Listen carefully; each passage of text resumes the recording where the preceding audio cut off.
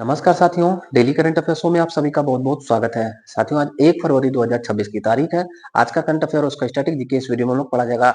उससे पहले डेली की तरह कल के करंट अफेयर का क्विक रिवीजन हम करते हैं। तो कल आपसे पहला प्रश्न पूछा गया था, गणतंत्र दिवस परेड 2026 में किस राज्य की झांकी को सर्वश्रेष्ठ झांकी चुना गया? उत्तर बी, महाराष्ट्र की झांकी को सर्वश्रेष्ठ झांकी चुना गया। दूसरा प्रश्न, हाल ही में किस देश ने विश्व का पहला व्यापक एआई कानून लागू किया?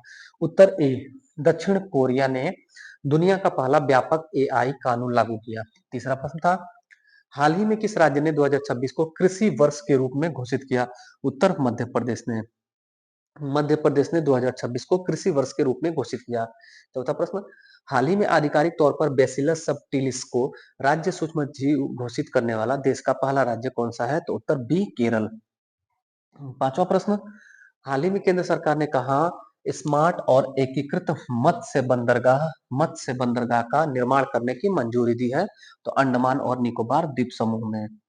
अगला प्रश्न, हाल ही में किस राज्य ने नमो लक्ष्मी योजना शुरू की? तो उत्तर सी, गुजरात। गुजरात नमो लक्ष्मी योजना बच्चियों को आर्थिक सहायता देने के लिए, आर्थिक सहायता दे करके उनकी आगे की पढ़ाई कंटिन्यू करने के लिए। सातवां प्रश्न, हाल ही में नागोवा जतारा नामक आदिवासी त्योहार किस राज्य में मनाया गया? तो उत्तर सी, तेलंगाना राज्य में। आठवां प्रश्न, हाल ही में भारत की पहली flat rolled project aluminium unit का उद्घाटन कहाँ किया गया? तो उत्तर ए, ओडिशा में। अगला प्रश्न, हाल ही में किस देश ने दुनिया का सबसे बड़ा compressed air energy storage plant शुरू किया? तो चीन में दुनिया का सबसे बड़ा compressed air energy storage plant शुरू किया गया। ये था साथियों कल के करंट अफेयर का क्विक रिवीजन। अब पढ़ते हैं आज के करंट अफेयर को। आज का पहला प्रश्न आपके सामने है, हाल ही में संपूर्णता अभियान 2.0 किसने लॉन्च किया है? उत्तर सी, नीति आयोग ने। नीति आयोग ने साथियों हमारे देश के सभी नागरिकों को सार्वजनिक जो सेवाएं होती हैं, सरकारी सेवाएं होती हैं, उन तक पहुंच आसान करने के लिए संपूर्णता अभियान 2.0 की शुरुआत की नीति आयोग के द्वारा शुरू किया गया है। नीति आयोग ने संपूर्णता 2.0 की शुरुआत की। यह 3 महीने में चलने वाला अभियान है। 3 महीने चलेगा और 112 जिला और 513 आकांक्षी ब्लॉकों में यह चलेगा साथियों। कितना जिला? 112। पूरे भारत में नहीं, 112 जिला और 513 आकांक्षी ब्लॉकों में होगा। और इसमें साथियों एक बात ध्यान रखना है आपको, किस चीज के लिए है? तो जो सार्वजनिक सेवा होता है, सरकारी सेवा, सार्वजनिक सेवा या सरकारी सेवा तक कुछ ही लोगों की पहुंच हो पाती है। जैसे जो हमारे रूरल एरिया में रहने वाले लोग होते हैं, गरीब लोग होते हैं, उन तक जो हमारे सरकारी सेवाएं होती हैं उनकी पहुंच नहीं होती है। तो उन तक सरकारी सेवाओं की, सार्वजनिक सेवाओं की पहुंच हो, हमारे देश का अंतिम व्यक्ति भी सरकारी सेवा का लाभ उठा सके, इस चीज के लिए संपूर्णता अभियान 2.0 शुरू किया। किसने शुरू किया है? तो नीति आयोग ने शुरू किया है। तो नीति आयोग के बारे में थोड़ा सा डिटेल हम करेंगे। योजना आयोग के स्थान पर 1 जनवरी 2015 को गैर संवैधानिक संस्थान नीति आयोग का गठन हुआ है। गैर संवैधानिक का मतलब हुआ कि मंत्रिमंडलीय प्रस्ताव से इसका गठन किया गया था। इसका अध्यक्ष साथियों, इसका अध्यक्ष पदेन प्रधानमंत्री होता है। तो नीति आयोग के प्रथम अध्यक्ष अगर पूछा जाए तो मोदी जी। नीति आयोग के प्रथम अध्यक्ष पीएम मोदी, और वर्तमान में अध्यक्ष कौन है? तो भी पीएम मोदी। नीति आयोग के फर्स्ट उपाध्यक्ष अगर पूछा जाए तो नीति आयोग के प्रथम उपाध्यक्ष थे अरविंद पनगड़िया। अरविंद पनगड़िया अरविंद पनगड़िया साहब नीति आयोग के प्रथम उपाध्यक्ष थे और वर्तमान में उपाध्यक्ष हैं। और वर्तमान में अगर पूछा जाए नीति आयोग में वर्तमान उपाध्यक्ष तो सुमन के बेरी साहब। सुमन के बेरी साहब ये वर्तमान में नीति आयोग के उपाध्यक्ष हैं। नीति आयोग के फर्स्ट सीईओ पूछा जाए, नीति आयोग के फर्स्ट सीईओ श्री सिंधु खुल्लर साहब। श्री सिंधु खुल्लर नीति आयोग के फर्स्ट सीईओ थे। वर्तमान में सीईओ कौन है? नीति आयोग के वर्तमान में सीईओ कौन है? तो उत्तर हो जाएगा V B R Subramaniam. V B R Subramaniam साहब। वी बी आर सुब्रमण्यम साहब नीति आयोग के वर्तमान में सीईओ है। नीति आयोग एक थिंक टैंक संस्थान है। इसी ने संपूर्णता अभियान 2.0 देश के सभी लोगों को सरकारी सेवाओं का लाभ उठाने के लिए अभियान चलाया है। अगला प्रश्न, दूसरा प्रश्न है, हाल ही में मेघालय स्पाइस फेस्टिवल 2026 किस शहर में आयोजित किया गया? मेघालय स्पाइस फेस्टिवल 2026 का आयोजन हुआ है साथियों मुंबई में। महाराष्ट्र के मुंबई में, हमारी आर्थिक राजधानी मुंबई में मेघालय स्पाइस फेस्टिवल 2026 यानी मेघालय में जो स्पेशल वहाँ के मसाले हैं, उनका उत्सव ये मुंबई में मनाया गया। मेघालय स्पाइस फेस्टिवल थोड़ा सा डिटेल देखेंगे किस चीज के लिए हुआ साथियों। इसका इस आयोजन का उद्देश्य है मेघालय के उत्कृष्ट मसालों को बढ़ावा देना, खरीदारों के साथ मजबूत संबंध स्थापित करना और राज्य के किसानों, सहकारी समितियों और लघु उद्यमों के लिए एक नए राष्ट्रीय राष्ट्रीय और निर्यात बाजार को खोलना। प्रमुख बात यह है कि मेघालय का मसाला फेस्टिवल या महोत्सव कहाँ हुआ? मुंबई में। ध्यान रहे, गलत न करिएगा। ऑप्शन में आपके परीक्षा में शिलांग भी दे सकता है। मेघालय की राजधानी शिलांग में मेघालय स्पाइस फेस्टिवल नहीं हुआ है, ध्यान रखिएगा, मुंबई में हुआ है। अगला प्रश्न देखते हैं। तीसरा प्रश्न है, हाल ही में दुनिया का सबसे बड़ा फूड इवेंट गल्फूड 2026 कहाँ आयोजित किया गया? तो गल्फूड साथियों, ये शब्द ध्यान रहे, बहुत महत्वपूर्ण है। गल्फूड दुनिया का सबसे बड़ा फूड इवेंट है गल्फूड। इसमें दो शब्द से मिलकर बना है, गल्फ और फूड। गल्फूड आयोजन हुआ है दुबई में। दुबई में साथियों इसका आयोजन हुआ है और यह दुनिया का सबसे बड़ा फूड इवेंट है। चौथा प्रश्न पूछा गया है, हाल ही में इंडिया न्यूज़पेपर डे कब मनाया गया? इंडिया न्यूज़पेपर डे मनाया गया 29 जनवरी को और हर साल मनाया जाता है 29 जनवरी को इंडिया न्यूज़पेपर डे।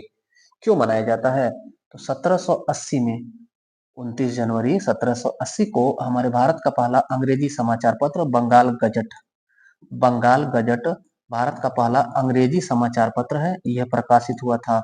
अंग्रेजी समाचार पत्र भारत का पहला कौन था? बंगाल गजट। किसने शुरू किया था? तो जेम्स ऑगस्टस हिक्की ने। James Augustus James Augustus Hickey. ये कहाँ का रहने वाला था? ये साथियों आयरलैंड का रहने वाला था, जिसकी राजधानी डबलिन है, जहां से मदर टेरेसा और एनी बेसेंट आई थी, वही आयरलैंड का था जेम्स ऑगस्टस हिक्की। इसने पहला अंग्रेजी समाचार पत्र जो कि साप्ताहिक था साथियों, साप्ताहिक समाचार पत्र बंगाल गजट की शुरुआत की थी। कब? 29 जनवरी 1780 ईस्वी को। कहाँ से? तो कोलकाता से इसकी शुरुआत हुई थी। स्थान भी पूछा जाता है तो कोलकाता से शुरुआत हुई थी। इसी उपलक्ष्य में हर साल 29 जनवरी को इंडिया न्यूज़पेपर डे मनाया जाता है। कुछ बात और ध्यान रखे रहेगा। ये साथियों, हमने पढ़ा कि बंगाल गजट भारत का पहला अंग्रेजी समाचार पत्र था। 1780 29 जनवरी को शुरू हुआ। हिंदी का पहला समाचार पत्र अगर पूछा जाए तो उदंड मार्तंड है। उदंड मार्तंड हिंदी का पहला समाचार पत्र। इसको शुरू किया था जुगुल किशोर मेहता ने। जुगुल किशोर मेहता ने हिंदी का पहला समाचार पत्र शुरू किया। ये भी कोलकाता से ही शुरू हुआ था, ध्यान रहे, दोनों कोलकाता से। और किस वर्ष में? तो ये 1826 में। ये 1826 में और ये 1780 ईस्वी में। तो आप देखेंगे कि तो अंग्रेजी सबसे पहले है। इसके अलावा कुछ बात और ध्यान रखिएगा। भारत में प्रेस का मुक्तिदाता किसको कहते हैं? प्रेस का मुक्तिदाता, भारत में मीडिया या प्रेस का मुक्तिदाता किसको कहते हैं? तो ये उपाधि है चार्ल्स मेटकाफ, अंग्रेज की। चार्ल्स मेटकाफ को भारतीय प्रेस का मुक्तिदाता कहते हैं। दूसरी बात, अगर पूछा जाए कि वर्नाक्यूलर प्रेस एक्ट क्या था, किसने लाया, कब लाया गया? Vernacular press act vernacular press act आया था साथियों 1878 ईस्वी में। इसको लाया था लॉर्ड लिप्टन ने। लॉर्ड लिप्टन ने वर्नाक्यूलर प्रेस एक्ट लगाया था और हटाया किसने? तो 1882 में रिपर ने हटाया था। क्या था ये? पहले इसको देखिएगा, फिर आपको ये डेट याद दिला देते हैं, याद करा देते हैं, आसानी से आपको याद हो जाएगा। वर्नाक्यूलर प्रेस एक्ट साथियों हिंदी भाषा या कोई भी भारतीय भाषा में जो समाचार पत्र प्रकाशित हो रहा था उस पर प्रतिबंध लगाने के लिए वर्नाक्यूलर प्रेस एक्ट आया था। इसको हिंदी में देसी भाषा समाचार पत्र प्रतिबंध कानून कहा जाता है। अंग्रेज चाहते थे कि भारत में जो भी समाचार पत्र प्रकाशित हो रहा है खाली अंग्रेजी में हो, जिससे अंग्रेज आसानी से पढ़ सके और भारत में जो क्रांतिकारी गतिविधियां हो रही हैं, क्रांतिकारी जो विचार प्रेषित किया जा रहा है, युवा क्रांतिकारियों तक अपनी बातों को क्रांतिकारी पहुंचा रहे हैं, उन तक बात न पहुंचे। चूंकि साथियों अंग्रेज जो है अंग्रेजी जानते थे और हमारी देसी भाषाएं बंगाली, हिंदी, उर्दू, फारसी, ये सब भाषाएं अंग्रेज नहीं जानते थे। तो उस भाषा में प्रकाशित होकर समाचार पत्र हमारे भारतीय युवाओं तक, हमारे देश के लोगों तक पहुंचता था अपना बात, अपना विचार। तो अंग्रेज इसीलिए देसी भाषा में जो समाचार पत्र था उस पर प्रतिबंध लगाने के लिए वर्नाक्यूलर प्रेस एक्ट 1878 ईस्वी में लाते हैं। लाया किसने था? लॉ सेलिटन ने लगाया था 1878 में, और फिर 4-5 साल बाद रिपन ने हटा दिया था। वर्नाक्यूलर प्रेस एक्ट का रिबन किसने काट दिया, फीता किसने काट दिया, यानी इसको किसने समाप्त कर दिया? तो लॉर्ड रिपन ने। लॉर्ड रिपन के बारे में याद रखिएगा, स्थानीय स्वशासन का भारत में जनक, स्थानीय स्वशासन का भारत में जनक लॉर्ड रिपन था। भारत में किसको उदारवादी गवर्नर जनरल कहा जाता है? उदारवादी गवर्नर जनरल किसको कहा जाता है? तो लॉर्ड रिपन को। भारत में पहली बार 10 की जनगणना किसने शुरू की थी? तो 1881 में लॉर्ड रिपन के समय में नियमित और 10 की जनगणना हुई थी। लेकिन भारत में पहला जनगणना 1872 में लॉर्ड मेयो के समय में हुआ था। लॉर्ड मेयो वही साथियों जिसकी भारत में अंडमान निकोबार द्वीप समूह जेल में निरीक्षण के दौरान एक अफगान डाकू के द्वारा चाकू मार करके हत्या कर दी गई थी, वही लॉर्ड मेयो साथियों गवर्नर जनरल। पांचवा प्रश्न पूछा गया है, भारत के पहले इनफेटेबल स्पेस हैबिटेट का नाम क्या है? ये भारत का पहला है, इस नाते महत्वपूर्ण हो जाता है साथियों। पहला इनफेटेबल स्पेस हैबिटेट का नाम है अंतरिक्ष हब। अंतरिक्ष हब एक एक अस्थायी घर है, इसको ऐसे समझिएगा साथियों। रॉकेट में ये फोल्ड होकर के रॉकेट में फोल्ड होकर के जाएगा और स्पेस ऑर्बिट में पहुंच करके, अंतरिक्ष की ऑर्बिट में पहुंच करके यह खुल करके फूल जाएगा, खुलकर फूल जाएगा, खुलकर फूल जाएगा। और साथियों इसमें अंतरिक्ष यात्री आसानी से रह सकते हैं। तो यहाँ पर हैबिटेट का मतलब ही होता है साथियों आवास, जहाँ पर रहा जाता है, पर्यावास या आवास कहा जाता है। इसको बनाया है किसने? इसको बनाया है बंगलुरु की स्पेस स्टार्टअप कंपनी है, बंगलुरु स्थित स्पेस स्टार्टअप कंपनी है, नाम है इसका आकाश लब्धि। आकाश लब्धि नाम की स्पेस स्टार्टअप हमारे इंडिया की कंपनी, इसने अंतरिक्ष हब नाम का भारत का पहला इनफेटेबल स्पेस हैबिटेट बनाया है, जो रॉकेट में फोल्ड होकर के जाएगा, छोटा होकर के जाएगा और स्पेस में जाकर के ऑर्बिट में जाकर के ये खुल जाएगा और अंतरिक्ष में एक अस्थायी घर बना देगा जिसमें हमारे एस्ट्रोनॉट जाकर के आसानी से रह सकते हैं। ये है साथियों। अगला प्रश्न देखते हैं, छठा प्रश्न। हाल ही में मुख्यमंत्री एती कोली दूतीपात योजना किस राज्य में लॉन्च किया गया? अति महत्वपूर्ण योजना साथियों, इसको अभी हाल ही में लॉन्च किया गया असम, असम राज्य के द्वारा लॉन्च किया गया है। असम राज्य ने साथियों, असम के मुख्यमंत्री हेमंत बिस्वा शर्मा ने जो असम में चाय बागान के मजदूर होते हैं, चाय बागान के मजदूर होते हैं, उनको आर्थिक सहायता देने के लिए कितना? 5,000 रुपया एक मुश्त, 5,000 रुपया एक मुश्त आर्थिक सहायता के लिए असम में शुरू किया गया योजना है मुख्यमंत्री एती कोली दूतीपात योजना। मुख्यमंत्री एती कोली दूतीपात योजना का संबंध किससे है? असम से है। किसके लिए? तो चाय बागान में काम करने वाले मजदूरों के लिए। क्या लाभ मिलेगा? तो 5,000 रुपया एक मुश्त इनको आर्थिक सहायता, वित्तीय सहायता प्रदान किया जाएगा। अगला प्रश्न देखते हैं, सातवां प्रश्न पूछा गया है, हाल ही में किस राज्य ने सरकारी अस्पतालों में देश का पहला समर्पित मेनोपॉज क्लिनिक, रजोनिवृत्त क्लिनिक शुरू किया है? उत्तर होगा महाराष्ट्र। महाराष्ट्र में साथियों एक विशेष प्रकार का चिकित्सकीय पहल शुरू किया गया है।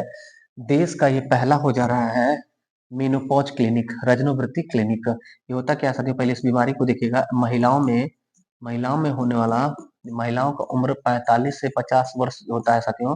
तो इस उम्र में महिलाओं में मासिक धर्म जो होता है, मेंस्ट्रुअल साइकिल, मासिक धर्म, ये साथियों मासिक धर्म जो चक्र होता है वो रुक जाता है, मासिक धर्म चक्र रुक जाता है, जिसके वजह से एक प्राकृतिक प्राकृतिक प्राकृतिक जैविक विकार उत्पन्न होता है, प्राकृतिक जैविक विकार उत्पन्न होता है, नेचुरल बायोलॉजिकल समस्या होती है, प्रॉब्लम होती है, जिसके वजह से महिलाओं में साथियों, महिलाओं में चिड़चिड़ापन, अनिद्रा अनिद्रा अनिद्रा और थकान, ये सब बीमारियां होने लगती हैं। इसी को कहा जाता है मेनोपॉज। तो मेनोपॉज के उपचार के लिए महाराष्ट्र ने सप्ताह में एक दिन बुधवार को सरकारी अस्पतालों में फ्री निःशुल्क इसका उपचार करने के लिए इनिशिएटिव शुरू किया है। तो ये बात था साथियों, महाराष्ट्र सप्ताह में एक दिन बुधवार को मेनोपॉज क्लिनिक की शुरुआत किया है सरकारी अस्पतालों में।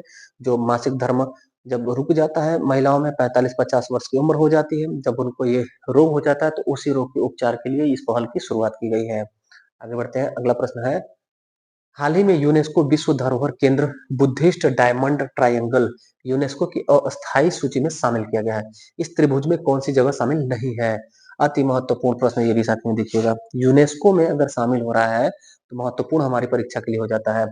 यूनेस्को साथियों, इसने विश्व धरोहर सूची में बुद्धिस्ट डायमंड ट्रायंगल को अस्थायी सूची में शामिल किया है, टेनेटिव में शामिल हुआ है। ध्यान रहे, टेनेटिव में शामिल हुआ और टेनेटिव के बाद परमानेंट में शामिल हो जाएगा। पहले यूनेस्को के विरासत सूची में शामिल होने से पूर्व में पहले टेनेटिव में शामिल होता है, अस्थायी में शामिल होता है कोई भी स्थल, उसके बाद परमानेंट शामिल हो जाता है।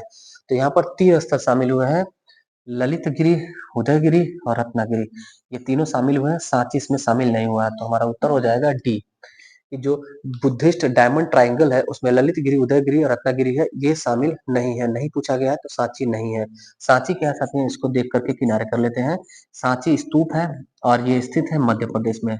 सांची का स्तूप मध्य प्रदेश में है। निर्माण इसका कराया था अशोक ने, सम्राट अशोक, मौर्य वंश के राजा अशोक ने इसका निर्माण तीसरी सदी में कराया था। तीसरी सदी में मध्य प्रदेश में सांची का स्तूप निर्मित हुआ था। अभी हाल ही में लोक सेवा आयोग में समीक्षा अधिकारी या पीसीएस के एग्जाम में पूछा गया था, भारत का सबसे बड़ा स्तूप कौन सा है, दुनिया का सबसे बड़ा स्तूप कौन सा है?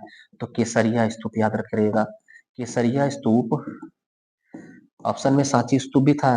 बहुत लोग इसका उत्तर सांची का स्तूप कर दिए थे क्योंकि चर्चा में ज्यादातर पढ़ाई में सांची का स्तूप रहता है, लेकिन भारत का दुनिया का सबसे बड़ा स्तूप केसरिया स्तूप है। ये साथियों बिहार में है। बिहार में भी कहाँ पर? पश्चिमी चंपारण में। बिहार में पश्चिमी बिहार में पश्चिमी चंपारण में बिहार में पश्चिमी चंपारण में है साथियों। बिहार में पश्चिमी चंपारण में है केसरिया स्तूप और ये भारत का सबसे बड़ा स्तूप है। भारत का सबसे बड़ा स्तूप केसरिया स्तूप। प्रसिद्ध स्तूप की बात किया जाए तो सांची का स्तूप हो जाएगा। तो यहाँ यही बात है कि बुद्धिस्ट डायमंड ट्रायंगल में यूनेस्को की टेनेटिव लिस्ट में ये 3 स्थल शामिल किए गए और तीनों स्थल का संबंध किस राज्य से है? तो उड़ीसा से है। कहाँ पर है ये? उड़ीसा में है। और ये साथियों बौद्ध धर्म के केंद्र के रूप में तीनों को जाना जाता है। यह बौद्ध धर्म में जो 3 संप्रदाय है, हीनयान हीनयान महायान हीनयान महायान और वज्रयान। हीनयान, महायान और वज्रयान बौद्ध धर्म के 3 जो संप्रदाय हैं, उन्हीं तीनों से संबंधित एक एक स्थल है।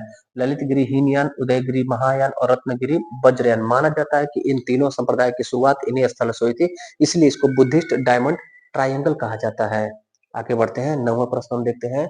हाल ही में पथिक ऐप के साथ आधार इंटीग्रेशन करने वाले देश की पहली पुलिस फोर्स कौन सी है? उत्तर हो जाएगा B, Ahmedabad police force. Gujarat के Ahmedabad police force Pathik app के साथ आधार इंटीग्रेशन करने वाली देश की पहली पुलिस फोर्स बन गई। होगा क्या? पथिक ऐप है साथियों, ये दिख रहा है आपको। इस पथिक ऐप में रजिस्ट्रेशन होगा, रजिस्ट्रेशन कर दिया जाएगा किसका? तो जो लोग साथियों यात्री हैं और होटल में रूम लेकर के ठहरते हैं, होटल में या लॉज में या गेस्ट हाउस में ठहरने वाले, इसमें ठहरने वाले व्यक्तियों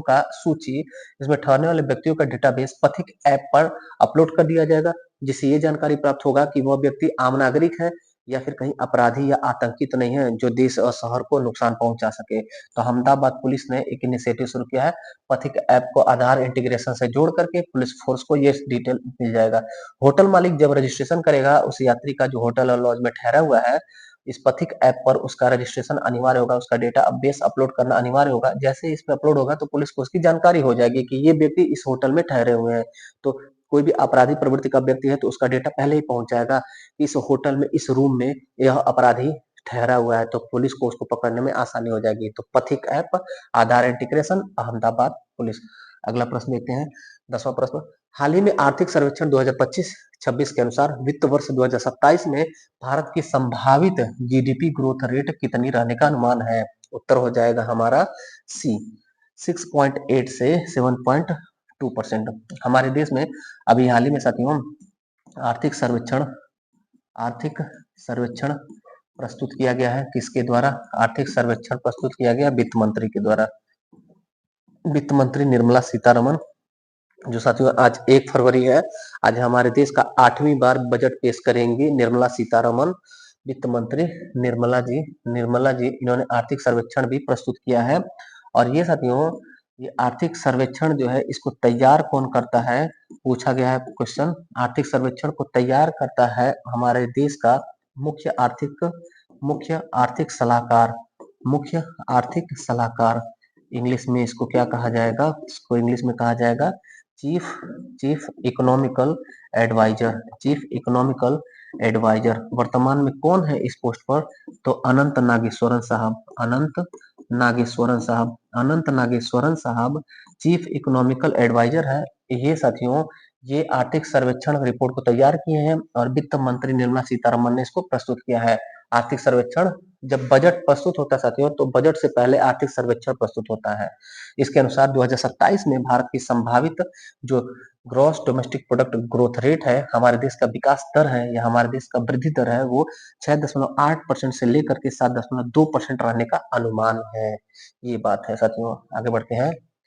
यूरोपीय यूनियन ने किस देश के आईआरजीबी आतंकी संगठन घोषित किया है?